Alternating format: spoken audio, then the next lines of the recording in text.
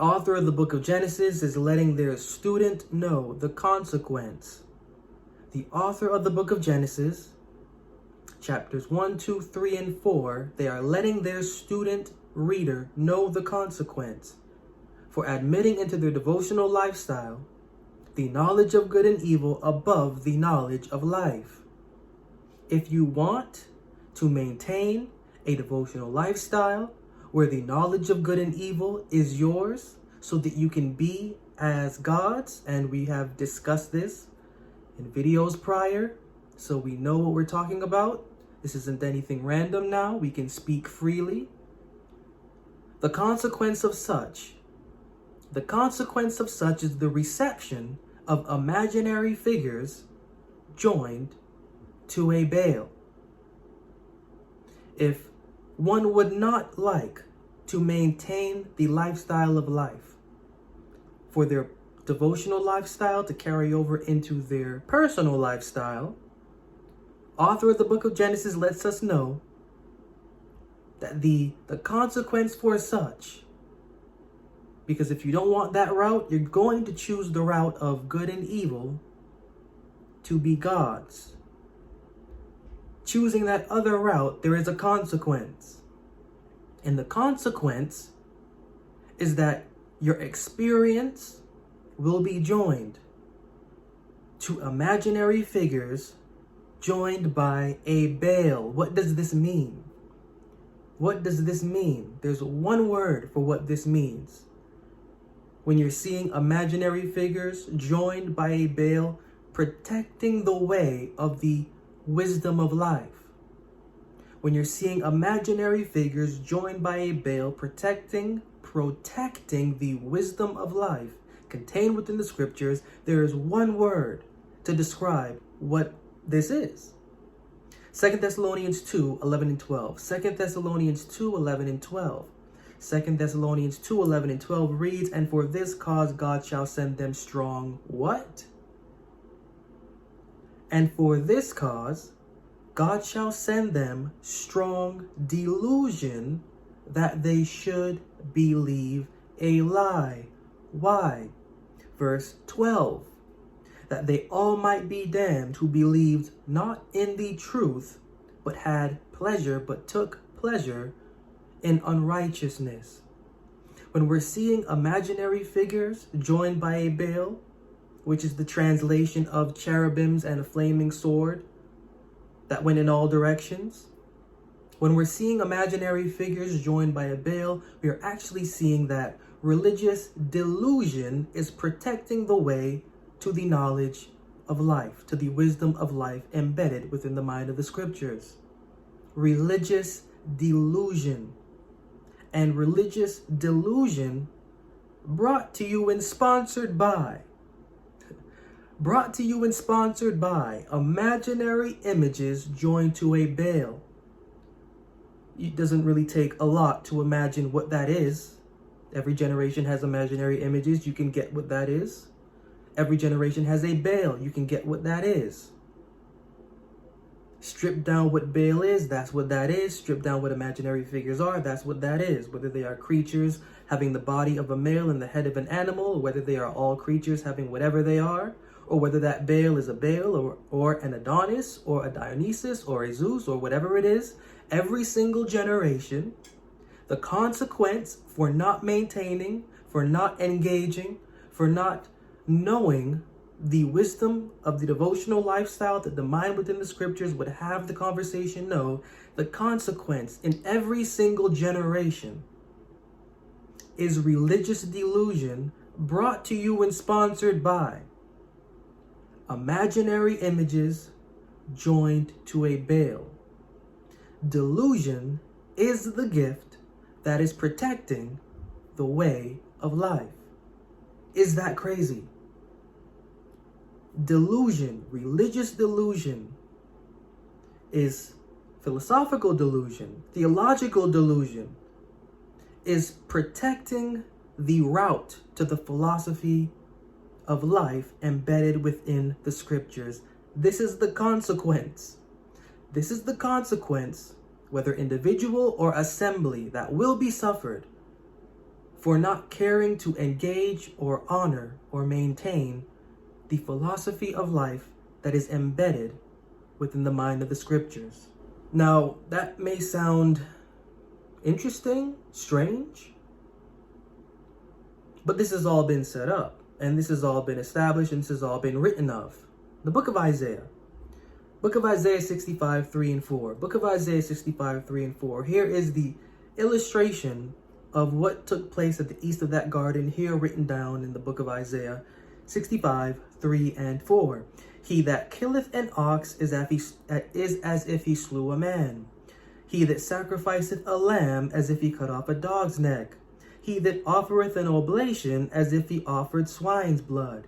He that burns incense as if he blessed an idol. Yea, they have chosen their own ways, and their soul delighteth in their abomination. I also will choose their what? If you are doing these things, let me just recap. Killing an ox, sacrificing a lamb, offering oblation, offering swine's blood, burning incense. If you're doing any of these, verse 4 kicks in and says, I also will choose your delusions, and will bring their fears upon them, because when I called, none did answer. When I spake, they did not hear. But they did evil before mine eyes, and chose that in which I delighted not. I don't think we really understand or can fathom what this actually means, because we are living out a religious experience, and due to the conversations I'm having and continue to have and have had in the past, there is not a return for the energy that is being put in to the quote-unquote religious experience. There's not a return. What I'm saying is that the experience has plateaued. The experience has stopped. There's no understanding of what is within the mind of the Bible. There is an understanding of what is going on in the masses. And taking what is going on in the masses and applying that to personal opinion and then forcing that onto the Bible. That's the general experience. That's the general experience, because there's a violation. There is a violation that is causing conscious and unconscious delusion. There is conscious and unconscious delusion given to the individual conversation. This has nothing to do with the human being primarily. There is conscious and subconscious delusion given to the devotional conversation, because it will not maintain the code of the wisdom of life, the philosophy that is within the heart of the scriptures, but will maintain knowledge of good and evil. Again, knowledge of good and evil is what? Knowledge of good and evil is a concept for receiving outcome from pre-existing action, thought, behavior, deed. Knowledge of good and evil, plainly, is religious law. Nothing to do with morality. That's not the context. When one's conversation will not admit the intended experience that the mind within the Bible would have it, it will be given delusion. And the delusion that it will be given, author of the book of Genesis tells us, it will be given the delusion of imaginary figures joined to a Baal. Why? Because instead of, maintaining, as the author of 2 Thessalonians says, truth, there is a maintenance, there is a maintaining, there is a continuation of what is contrary to that. And what is contrary to that, again, is knowledge of good and evil. What is truth? You don't want to maintain truth. There is no care for truth. What is truth? Psalm 119, 142, thy righteousness is an everlasting righteousness, and thy law is the truth. So in this verse, we are getting what truth is. Not too complex, not going too deep, just staying with terms here. Connected to truth is righteousness and law. When not wanting to entertain truth, one is not wanting to entertain a specific law. when not wanting to entertain a specific law, this means also one is not wanting to entertain a specific righteousness. I've broken down what these things mean in episodes prior, but it's necessary due to the relevance here to just briefly state again what truth is in connection to law and righteousness. Journey into a marriage of self-discovery with growth. Immerse yourself in eloquent verses that tenderly explore the bond between heart and mind, unveiling the art of self-love. Embark on a poetic odyssey between the heart's yearnings and the mind's reflections, as they come together to highlight self-acceptance. Growth is a collection that gracefully unfolds the intricate chapters of one's own narrative, each poem a testament to the intertwining journey of love, vulnerability, and cooperation. As you turn each page, you'll witness the blossoming of self-compassion, a gradual revelation as you navigate the labyrinth of emotions and thoughts. Discover the power and the beauty that arises from valuing your worth. Growth invites you to nurture your heart and mind, cultivating a garden of self-love. Observe and embrace the journey. Explore, evolve, and find solace in the verses that resonate with your very soul.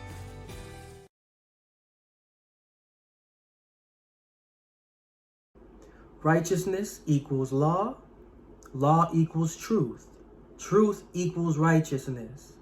Righteousness, law, truth, these all mean the same thing. In context, looking at Proverbs 12:17, looking at Proverbs 12 and verse 17, he that speaketh truth showeth forth righteousness. He that speaketh truth showeth forth righteousness, but a false witness deceit.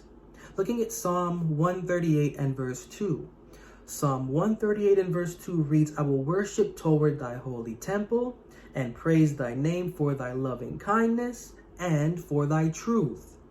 For thou hast magnified thy word above all thy name. When we're hearing truth, we're hearing law. When we're hearing truth and law, we're hearing righteousness. When we're hearing truth and law and righteousness, we're hearing loving kindness. When we're hearing truth, law, righteousness, loving kindness, we are hearing word and name. All of these terms, they all mean the same thing. Psalm 86 verse 11. Psalm 86 verse 11, it reads, Teach me thy way, O Lord, I will walk in thy truth. Unite my heart to fear thy name. Again, truth, name, same thing. John 17:17, which is something we should all know. Sanctify them through thy truth. Thy word is truth. When we're hearing truth, truth doesn't just mean whatever we want to imagine it to mean. According to Bible language, what is truth is a specific law. This law is a specific righteousness. This law that is a specific righteousness is a specific loving kindness. This law that is a specific righteousness, that is a specific loving kindness, is a specific word, which is a specific name, not name literal, because to the Bible's mind, name does not mean literal name. Name means disposition of character.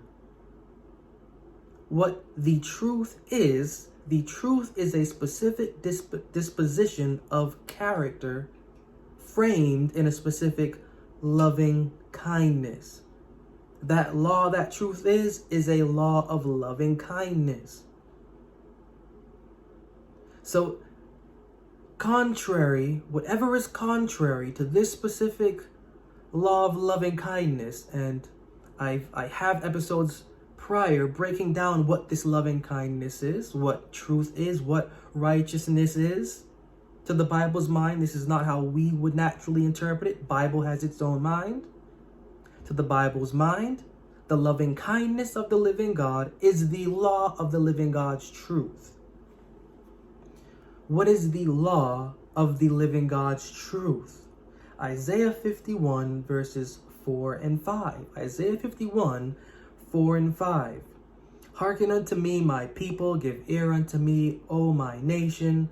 For a law shall proceed from me, and I will make my judgment to rest for a light of the people.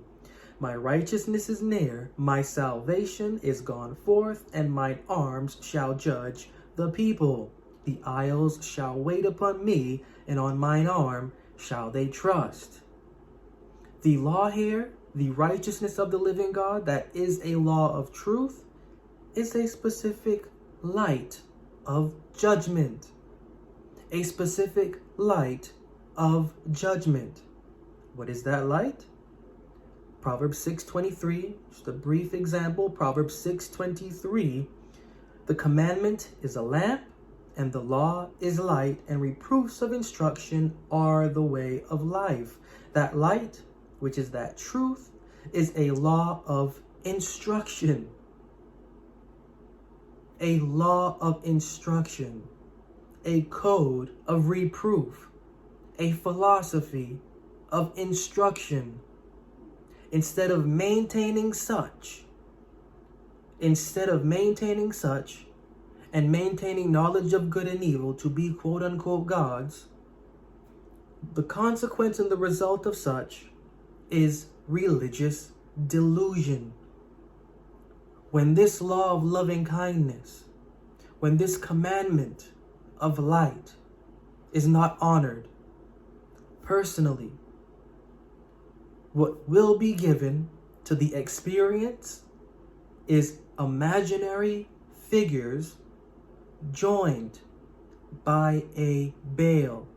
That's what the conversation will revolve around, and it will never escape it until turned to the intended experience embedded within the center of the scriptures. So what is this instruction? What is this law of reproof, this law of instruction, this law of loving kindness that is the living God's truth? What is it? Psalm 51 and verse 10, create in me a clean heart and renew a right spirit within me. That's point number 1. Psalm 51:10, create in me a clean heart and renew a right spirit within me. Point number 2, Psalm 50:23. Point number 2, Psalm 50:23, whoso offereth praise glorifieth me, and to him that ordereth his conversation aright will I show the salvation of God. Create in me a clean heart and renew a right spirit within me. Point 1. Point 2, should you be strong enough to put your conversation in order, you will know what the salvation of the living God is. Point number 3, Ephesians 4:22 and 23. Ephesians 4:22 and 23. That you put off concerning the former conversation, the old man, which is the old mind, which is corrupt according to the deceitful lusts, and be renewed in the spirit of your mind. All 3 of these points, the pair in the garden failed to do. All 3 of these points, the pair in the garden grossly failed to do. Instead of taking time to understand their environment, as was advised, to dress the garden, instead of understanding what took place concerning their regeneration, instead of understanding the voice of the sound of that philosophy, they didn't do any of it, but went backwards. The philosophy of the garden took them from out of the religious world. They went backwards to the religious world to maintain the philosophy of that accursed tree. And in doing so, they caused religious delusion to be enacted to protect the philosophy that they should have done in the first place. If we want to get to that philosophy, we are going to have to go through imaginary images joined by a Baal. Every single generation has this task of now passing through imaginary images joined by a Baal just to understand the sincere concept within the philosophy embedded within the center of the Bible. Now, this shouldn't really be a surprise because we have a natural body. And anything that we do to our natural body, there are consequences. There are consequences. What we do that can harm our body, there is an energy of return that will return to us. That will return to us, whether we are ignorant of it or not. The consequence for what we place onto or within our body may not be felt this year, may not be felt in the next 3 years. It will be felt. That is just an example of what we can expect also from within the invisible body that we have, which is our devotional body. Our devotional body will receive a return for the damage and for the hurt that it suffers, whether consciously or unconsciously. It may not be felt in that 1 year, may not be felt the next year, may not be felt the next 10 years. It will be felt. And we can honestly know when we're suffering it, when our conversation persists to gravitate to imaginary images joined to a bale. If we cannot let go of imaginary images, if we cannot let go of Baal, and don't think I'm not talking about any sort of generation. This is a recurring thing. Every generation has imaginary images with its own Baal. If we can't let go of the imaginary images of 2024 and the Baal of 2024, we can understand that our conversation is in a condition that is unhealthy. Knowing Bible is a course for learners wanting to grow closer to themselves and to their Creator. There is a reason why we trust the Bible. There is a reason why the Bible moves us to celebrate it. There is also a reason why we feel hesitant to let the Bible's words satisfy us. Traditional religious theory isn't always satisfactory. Carrying a belief without proof will soon aggravate our thoughts and feelings. Knowing Bible is a course that is designed to wake us up to who and what our belief is. Knowing Bible is for learners that want a living experience beyond conventional religion. Don't let this educational opportunity slip away from you. Our conversation, according to the Bible, is suffering delusion. When the knowledge of the concept of good and evil appears to be and seems to be more delightful than the philosophy of life. Delusion is one word we can ascribe to that experience, but there is another. Ephesians 5:5-7. Ephesians 5:5-7. For this you know, that no whoremonger, nor unclean person, nor covetous man who is an idolater hath any inheritance in the kingdom of Christ and of God. Let no man deceive you with vain words. For because of these things cometh the wrath of God upon the children of disobedience. Be not ye therefore partakers with them. Delusion is one word. The next word is wrath. Delusion is one word. The next word is wrath. Wrath, have we ever heard of the wine of the wrath of God? Is this literal wine? Is this literal wrath?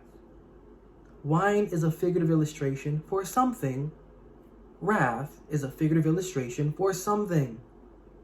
This isn't literal.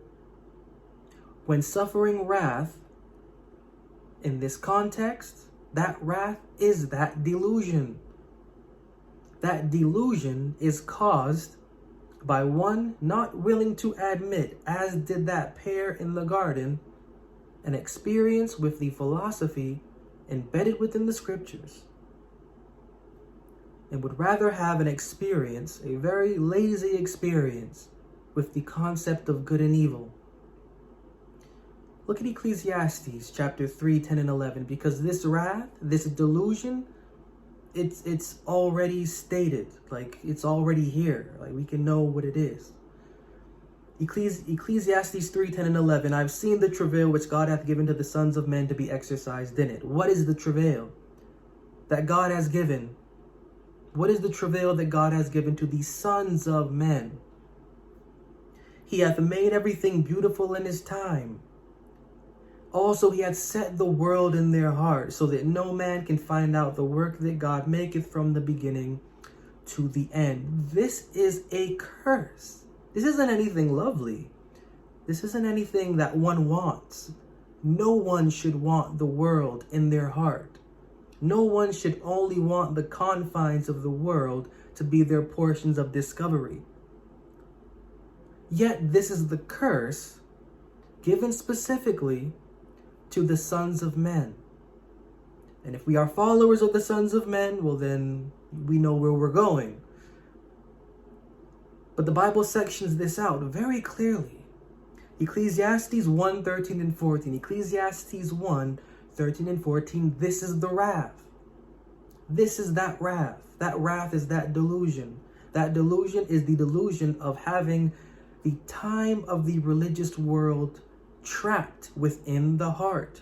You cannot know anything more than those imaginary images and that Baal.